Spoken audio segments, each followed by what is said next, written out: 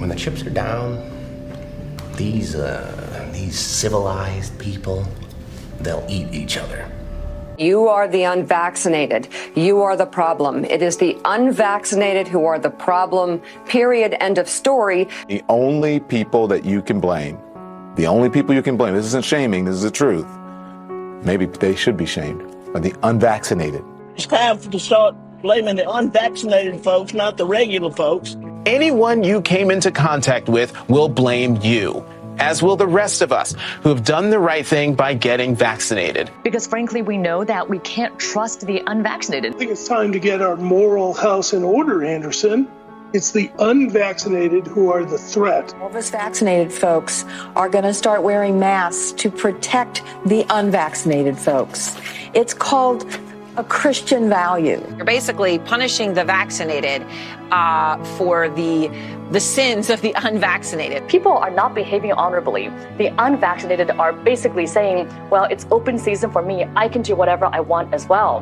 The unvaccinated are basically beating their breasts and running around the country saying, we don't care, we're living free and so forth. We've been patient, but our patience is wearing thin. The unvaccinated, a group that includes children and people acting like children.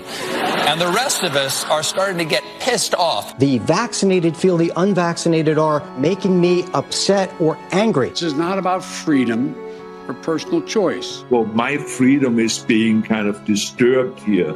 No. Screw your freedom. The other day, Howard Stern weighed in with a much different approach. Take a look. When are we going to stop putting up with the idiots in this country and just say, it's mandatory to get vaccinated? Their freedom. But you're treading on our freedom and you're making other people sick, and really you're killing other people. The anti-vaxxers, they seem to have a thing for death and home remedies. The anti-maskers turned anti-vaxxers are not just putting their own lives at risk.